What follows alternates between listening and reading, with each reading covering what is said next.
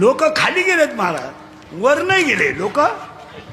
मला एक माणूस आला म्हणला आपल्याकडे मुलगी आहे. मी म्हणलं मी काय ह्याला पडत नाही, मी सगळ्या मोबाईलपेक्षा वेगळा माणूस, मी मोबाईल वापरत नाही. माझा आणि जगाचा काही संबंध नाही. कीर्तन, गाडी, झोपणे, वाचणे हे आपलं. कोण मेलं त्याचा तपास नाही, कोण आलं तपास नाही.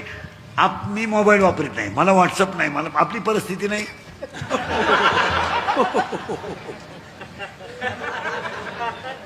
मला स्टेटस नाही, इंस्टाग्राम नाही, काय नाही, कोणाच्या एक नाही दोन. उलटे माझ्या क्लिपांवर लोक कोट्याधीश झाले आणि माझा गेम केला.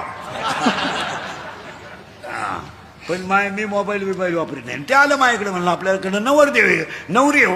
मी म्हणलं आमच्याकडे पोरगा आहे बाबा वाजवणारा, तू नाही बरं ना.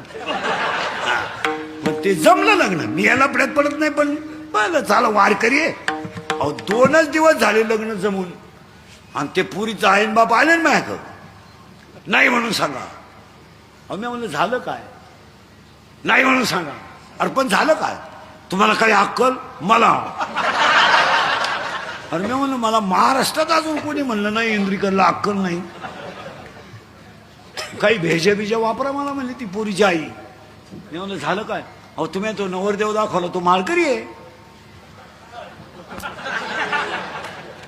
मी म्हणलं माळकरी आहे, मग काय. अहो महाराज काही अक्कल पाहिजे. माळकरीला जर मी पोरगी दिली आणि मी जर भेटायला पोरीला गेले, आमची ठेप होईन का.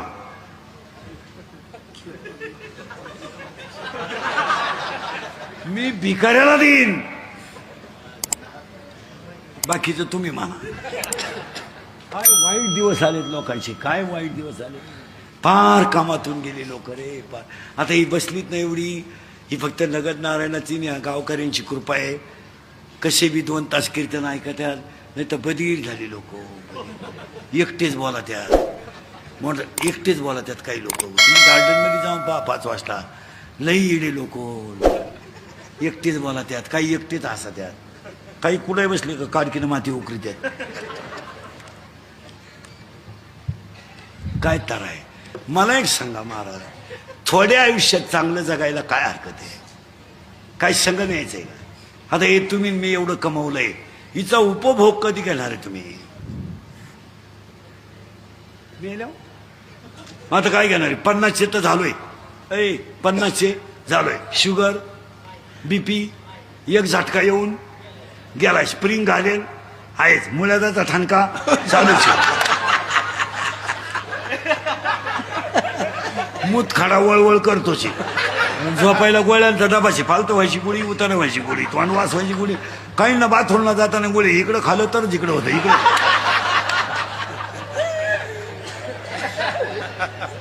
बरं काही ना काय खावायचं भान नाही. 22 रोट्या आणल्या, 22 रोट्या.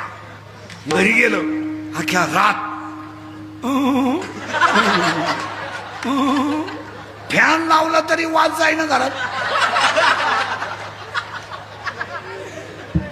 काय खात. उन्हातून आलं मठ्ठा प्यालं. बरं मठ्ठा मापात प्यावाला.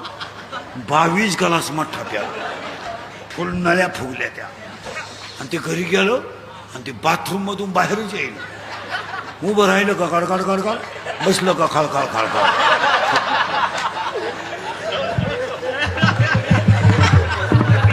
उभं राहिलं गळगळ गळगळ, खाली बसलो खळखळ खळखळ.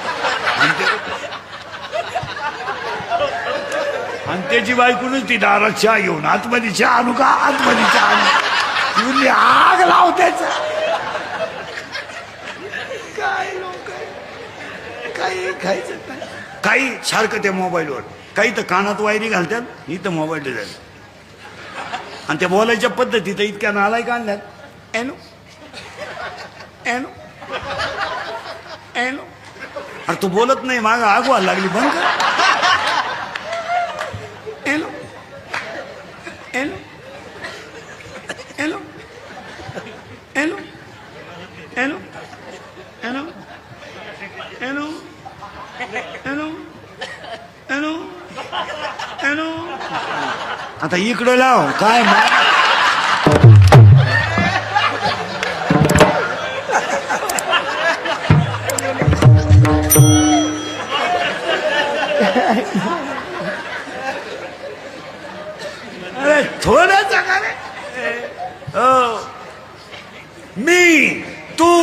तुझं माझं काम क्रोध लोभ इथं होतो आपण. तुम्ही काय काळजी करायची नाही. काम अपुरा राहिला आणि क्रोध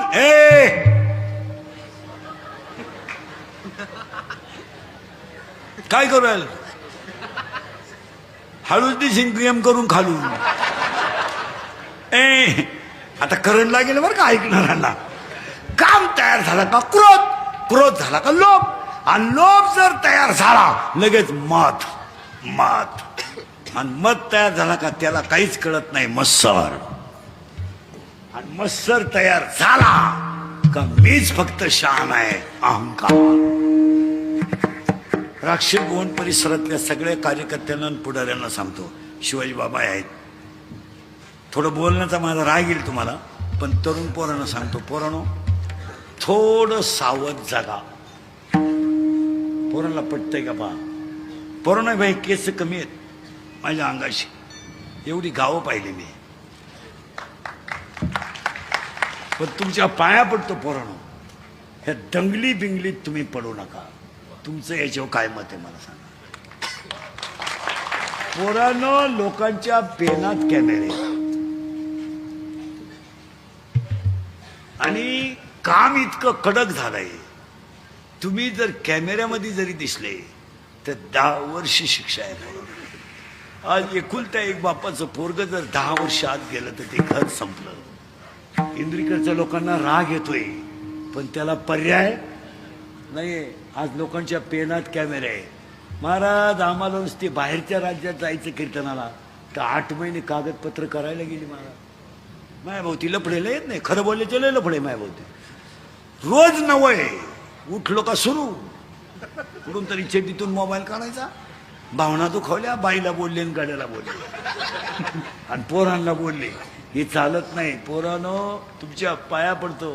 आत्तापर्यंत फक्त गरीबाचेच आत गेलेत, श्रीमंताचे गेले नाहीत जाणार नाही. पण त्याच्या पुढचं वाक्य ऐकलं तुमचं डोकं बंद होईल. पोरांनो मी स्वतः BSc BEd माणूस, माझ्या अवतारावर नका जाऊ. पोरांनो आज कोणतंच काम पोलीस व्हेरिफिकेशन दाखल्याशिवाय होत नाही. उद्या जर तुम्हाला भविष्य बनवायचं असेल तर मराल ना. तुमचं काय मत आहे? आणि आता 2 महिन्यापासून तर कडक झालंय, जो आत गेला त्याच्याकडून बाहेर झालेलं भरून घ्यायचंय. हे कुत्याने सांगितलं कोणी तुम्हाला? महाराज शेतकऱ्याच्या पोराला हे कळकळीनं का सांगतो माहिती का? पोरांनो कपास शिवण तुरीवर संसार नाही होणार महाराज. कपास शेतकऱ्याच्या पोराला पोटासाठी काहीतरी हालचालच केली पाहिजे. तुमचं काय? तुरीवरण कपाशीवर शेळ्यांवर बकऱ्यांवर संसार होणार नाही. 1 महिना जाऊ द्या फक्त. शेतकऱ्यावर लगेच 2 संकट आहेत. जून महिना आला, ऍडमिशन, शाळा, दप्तर, फी, शेती, बियाणं, ट्रॅक्टर, डिझेल, बैल. पुढून जगेल शेतकरी? मी स्वतः शेतकरी आहे चांगला. मी 1.5 वर्ष लॉकडाऊन मध्ये शेती करून पाहिली. काही खरं नाही. हेच खरं आहे. पुरा काळा पडलो होतो ढेकळात, पुरा अगोदरच काळा, पण रुपड्या नाही मिळत. पोरांनो तो माझ्या बोलण्याचा राग आला का? तुम्हाला रस्त्याचं दुकान टाकावं लागेल, गाडी विकावं लागेल, पंक्चर काढावं लागेल, सायकल पंक्चर काढावं लागेल, पण पोटाचा प्रश्न तुम्हाला सोडवावाच लागेल.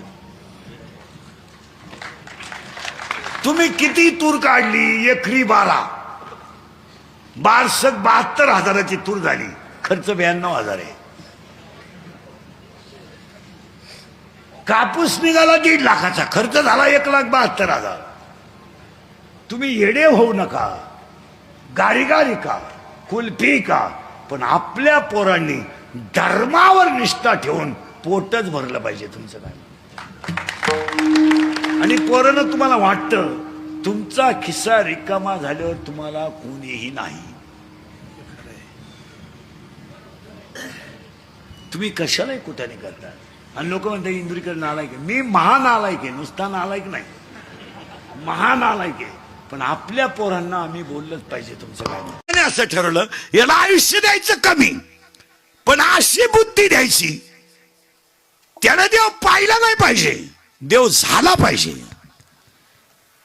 देव पाहायचं नाही, आपली बावळानं देव पाहत्या.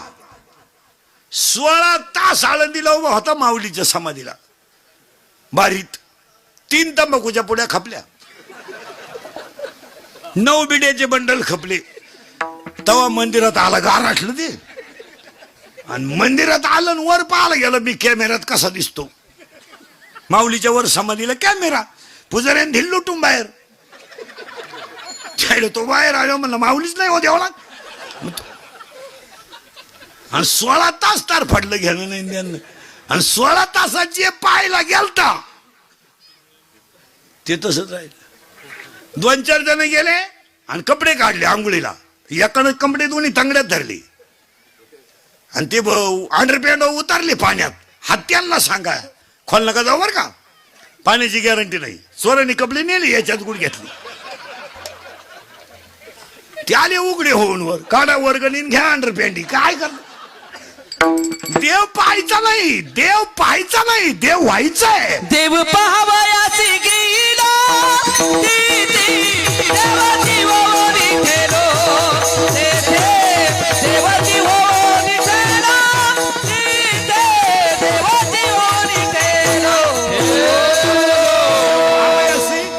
देव पाहावयासी, देव पाहायचं नाही. गुरुवार केले तुम्ही 4 केले, संपले 4 बी. काही फरक नाही. मग झक मारायला सांगितली कोणी होती? बावळ्याचा बाजार नाही. 4 गुरुवार पैकी एखादा गुरुवार नवऱ्याच्या बाया पडली का? 8 दिवस झाले सासऱ्याला आंघोळ नाही, त्याच्या बगलात उशिड्या झाल्या आणि तू इकडं उद्यपण घाली ती. पार्वतीनं गुरुवार केला, शंकर धाब्यावर जावला. काय उपयोग त्याचा?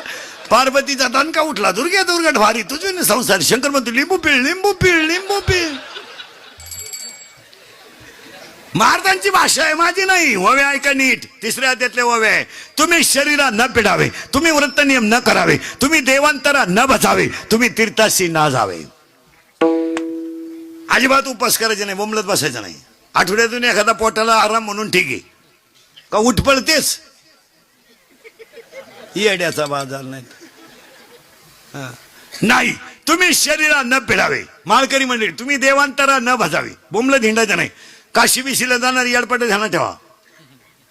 काशीचा नियम माहिती काय तुम्हाला? काशीला गेल्यावर परत जिवंत गावात यायचं नसतं, हा नियम आहे. आय नालायक लोक झाली, घ्यानं नाही झाला झक माराय काशीला. का हा जायचं काशीला? काशीची हाऊस आपल्याला नाही लई, यांना. हा, तिला फक्त ट्रिप काढणारा बाबा भेटला पाहिजे. बी लागलीच यहीन टाकून दे पोरण. लग्नाच्या अगोदर 12-3 होईल पोरण. अगं गचपान घेऊन निघली काशीला. महाराजांची भाषा आहे, माझी नाही. मोक्ष देवन उदार होय कीर काशी, शरीर तये ठाई वेच केजे. ओव्यांप्रमाणे तुम्हाला 5 पर्यंत देणार. उगाच आपलं चलो काशीला झक माराय कशाला? 7-8 दिवस हे बुडाले, गाई दुधाला कमी पडली आणि दोन्ही पोरं वायली निघली, हीच काशी झाली. तू गेलता का? बावळ्याचा बाजार नाही. बरं, आमच्या महाराज मंडळीचा तो धंदा झालाय. 5-50 बाया मिळाल्या का चलो ट्रिप, पैसे उरा द्या, दिवसही निघा त्या. काही पोरांना भात लय आवडतो, त्याच्याही भात खायची. आणि काही पोरांना रस्सा आवडतो, त्याच्या एकही म्हसोबाची जत्रा सोडित नव्हती. लिंबू पिळून रस्सा आणायची ती. त्यामुळं भंगार माल फायदा झाला, असं झालं. असेच नवनवीन व्हिडिओ पाहण्यासाठी आपल्या चॅनलला आता सबस्क्राईब करा, लाईक करा. रामकृष्ण हरी मंडळी.